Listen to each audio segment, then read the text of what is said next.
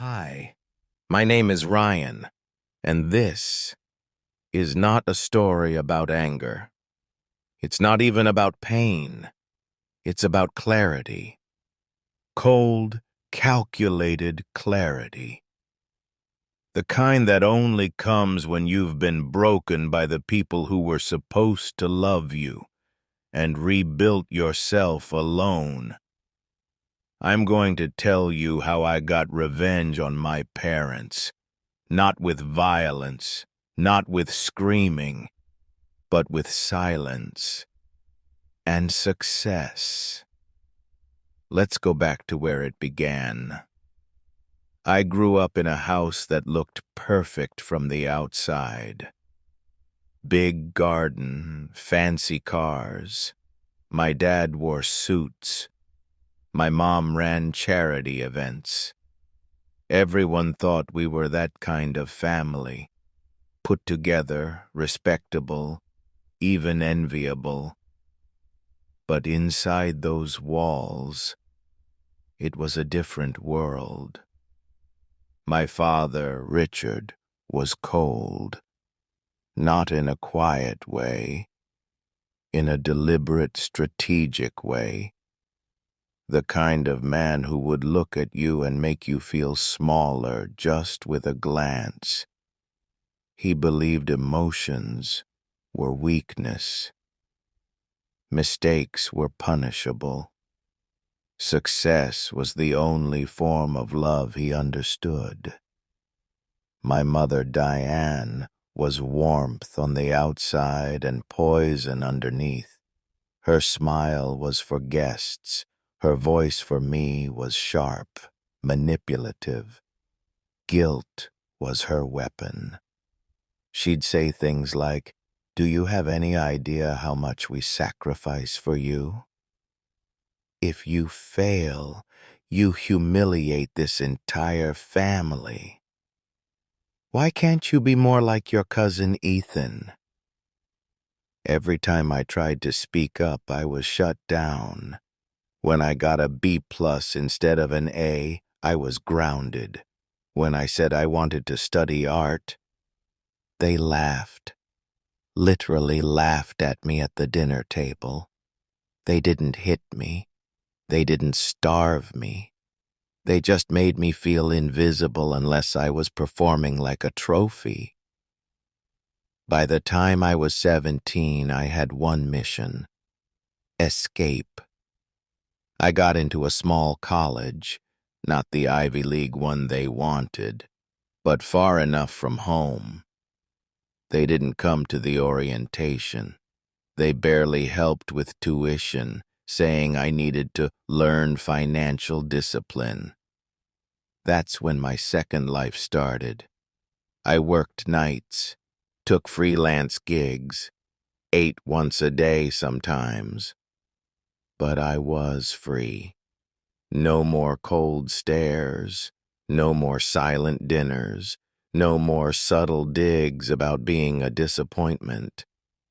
And I worked harder than I'd ever thought I could. I studied design and business, combined them into a little startup idea. It failed. So did the next one. But the third one hit. By the time I was 26, I had my own company. Not huge, but profitable. We designed immersive branding for indie game studios. It blew up. I didn't go viral. I didn't become a celebrity. I just quietly built a name. Clients came. Awards came. Investors came. I bought my own apartment, paid off my loans, changed my number, and I disappeared from their radar. For 5 years. Silence. Then, 2 months ago, I got an email. Subject line: "Your father is not well." It was from my aunt. the only family member who ever showed me kindness. She said my dad had a stroke. He wasn't fully paralyzed, but he couldn't speak well. My mom was struggling with his care. Their money was tight. The house was falling apart. And they needed me. Needed me. The same people who told me I would embarrass the family. The same people who used me like a social accessory. The same people who stopped calling when I stopped achieving. I didn't reply. Instead, I called my lawyer. You see, months before this email, I had quietly bought a series of properties in our hometown. One of them, the mortgage debt on their house. They didn't know it. The ownership was under an LLC I created years ago. And now the bank was about to foreclose, unless someone stepped in. That someone was me. I flew back for the first time in 7 years, pulled up in a car they'd never imagine I could afford, walked up to that once pristine house, now with weeds growing and paint peeling, and rang the doorbell. My mother opened the door. She didn't recognize me at first. Then her eyes widened. "Ryan?" I just smiled. "Hi, Mom. Can we talk?" We sat in the same living room where I used to be scolded for breathing too loud. She looked older, weaker. The power was gone from her voice. She started with guilt, of course. "You never called. You just vanished. Do you have any idea what that did to us?" I let her talk. Then I calmly pulled out the paperwork, showed her the foreclosure notice, then showed her the agreement that I, through my company, had acquired the lien. She went pale. "You're evicting us?" I smiled again. "No, I'm offering you a deal. You stay, rent-free, no eviction. But there's a condition." She stared. "You sign over full power of attorney to a third-party manager I choose.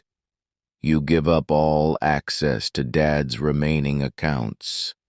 You downsize, live quietly, no charity events, no appearances, no pretending." "Why would I ever agree to that?" she hissed. "Because if you don't, you lose everything." She signed. And now? They still live there. Quietly. Stripped of status. No more cocktail parties. No more pretending to be perfect. I visit once a year. I bring groceries. I sit with my father, who can't speak, but looks at me now with something like regret. My mother. She avoids my gaze. She knows. She knows I didn't scream. I didn't punish. I just succeeded and took control of everything they once used to control me. Revenge isn't about rage. It's about power. It's about building something so solid that no one can touch you. Sometimes the sweetest revenge is silence.